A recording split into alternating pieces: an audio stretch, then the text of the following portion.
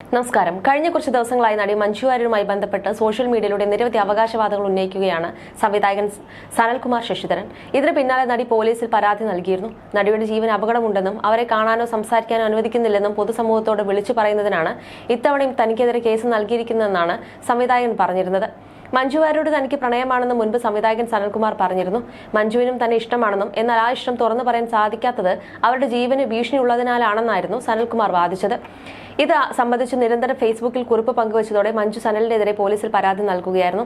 തന്നെ പുറകെ നടന്ന് പ്രണയം പറഞ്ഞ് ശല്യപ്പെടുത്തിയെന്ന് ചൂണ്ടിക്കാട്ടിയായിരുന്നു നടി കേസ് കൊടുത്തത്. പരാതിയിൽ പോലീസ് സനലിനെ അറസ്റ്റ് ചെയ്യുകയും ചെയ്തിരുന്നു. തുടർന്ന് അദ്ദേഹത്തിന് ജാമ്യവും ലഭിച്ചു. നിലവിൽ അമേരിക്കയിലാണ് സനൽ ഉള്ളത്. മാത്രമല്ല, കേസിന് പിന്നാലെയും നടി മഞ്ജു വാര്യരെ അപകീർത്തിപ്പെടുത്തുന്ന രീതിയിൽ ഫേസ്ബുക്കിൽ കുറിപ്പ് പങ്കുവയ്ക്കുകയാണ് സംവിധായകൻ സനൽകുമാർ ശശിധരൻ. താനുമായി മഞ്ജു വാര്യർ അടുക്കാത്തതിന് കാരണം മുൻ ഭർത്താവായ ദിലീപാണെന്ന ആരോപണമാണ് അടുത്തിടെ തന്റെ പുതിയ കുറിപ്പിലൂടെ സനൽ ആരോപിച്ചത്. ഇപ്പോഴിതാ സനലിന്റെ ഈ വാക്കുകളെ പരിഹസിക്കുകയാണ് സംവിധായകൻ ശാന്തിവിള ദിനേശ്. തന്റെ യൂട്യൂബ് ചാനലായ ലൈറ്റ് ക്യാമറ ആക്ഷനിലൂടെയാണ് അദ്ദേഹത്തിന്റെ പ്രതികരണം. അതിങ്ങനെയാണ്: മഞ്ജു വാര്യർക്ക് ഒരു കുടുംബജീവിതം ഉണ്ടാക്കിയേ തീരൂ എന്ന വാശിയിലാണ് ഇപ്പോൾ സനൽകുമാർ ശശിധരൻ. കേസും അറസ്റ്റും അമേരിക്കയിലെ വാസവും ഒക്കെയായിരുന്നു. ഒരു പരിഹാസ കഥാപാത്രമായി മാറിയിരിക്കുകയാണല്ലോ അയാൾ. സനൽ കോളേജ് കാലത്ത് പ്രണയിച്ച ആളെയാണ് വിവാഹം ചെയ്തത്. 2 ആൺമക്കളുമുണ്ട് ആ ബന്ധത്തിൽ. വൺ വേ പ്രേമ കഥയിൽ അറസ്റ്റിലായപ്പോൾ കാത്പാത്തുങ്കോ എന്ന് വിളിച്ച് പറഞ്ഞ് കരഞ്ഞതിന് പിന്നാലെ ഇയാളുടെ ഭാര്യയും ഇയാളും തമ്മിൽ പരസ്പര സമ്മതത്തോടെ വേർപിരിഞ്ഞു. അവർ തന്റെ കൂടെ പഠിച്ച ഒരു പോലീസുകാരനെ പുനർവിവാഹം ചെയ്ത് സുഖമായി ജീവിക്കുന്നു. സനൽകുമാർ പറയുന്നത് തന്നെ ആരോ CCTV പോലെ നിരീക്ഷിക്കുന്നുവെന്നാണ്. അതിന് കാരണം തന്റെ കയറ്റം എന്ന സിനിമയിൽ നായികയായ മഞ്ജു വാര്യർ എന്ന സ്ത്രീ തന്റെ ജീവിതത്തിൽ കടന്നു വന്നതാണെന്ന് സനൽകുമാർ വിശ്വസിക്കുന്നു. ഒരു പടത്തിൽ എക്സ്ട്രാ ബ്രില്യന്റ് ആയ ഒരു നടി അഭിനയിക്കാൻ തയ്യാറാകുമ്പോൾ അത് കഴിഞ്ഞാൽ അവരോട് നമസ്കാരം പറഞ്ഞ് പിരിയുന്നതാണ് മാന്യത. എന്നാൽ ഇവിടെ സംഭവിക്കുന്നത് എന്താണ്? ഒരു സ്ത്രീയോട് മാനസികമായ അടുപ്പം പാടില്ലെന്ന് ആരാണ് നിർബന്ധം പിടിക്കുന്നതെന്നാണ് സനൽകുമാർ ചോദിക്കുന്നത്.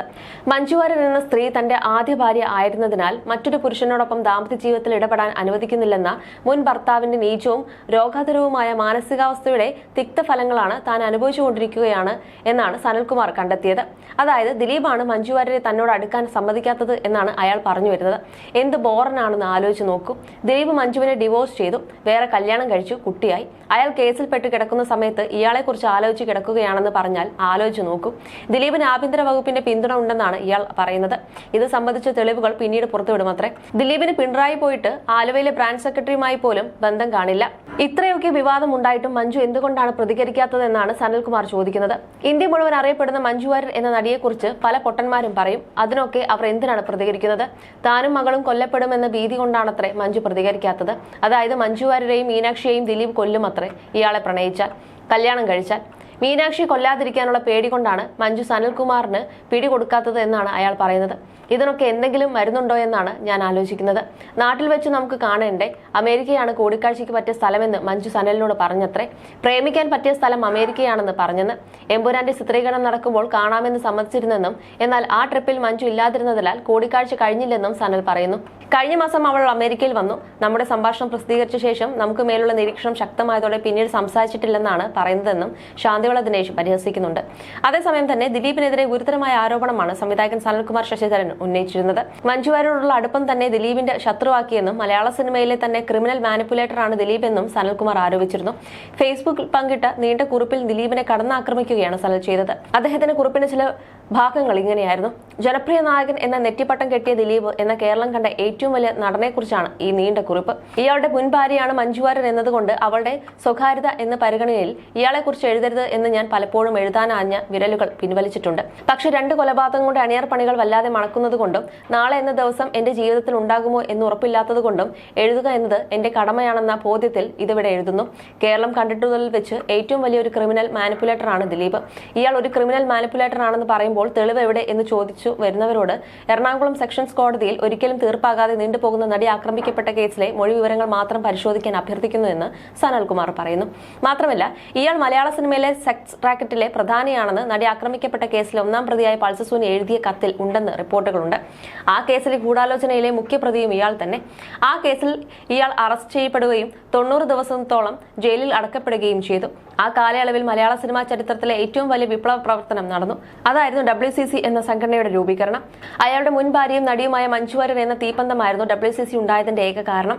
നടി ലൈംഗികമായി ആക്രമിക്കപ്പെട്ട കേസിൽ ഗൂഢാലോചനയുണ്ട് എന്ന ആരോപണം ഉന്നയിച്ചുകൊണ്ട് അവർ മുന്നോട്ട് വന്നതായിരുന്നു ആ കേസിൽ വിപുലമായ അന്വേഷണം നടക്കാനും WCC സ്ഥാപിക്കപ്പെടാനും കാരണം. WCC ഉണ്ടായതുകൊണ്ട് മലയാള സിനിമയിലെ സ്ത്രീകൾ നേരിടുന്ന ലൈംഗിക അതിക്രമത്തെക്കുറിച്ച് പഠിക്കാൻ ഹേമ കമ്മീഷൻ രൂപവൽക്കരിക്കപ്പെട്ടു. എന്നാൽ പിന്നീട് ദിലീപ് ജയിലിൽ നിന്നും പുറത്തിറങ്ങിയതോടെ മഞ്ജു വാര്യർ ദുരൂഹമായ രീതിയിൽ WCCയിൽ നിന്നും പിൻവാങ്ങി.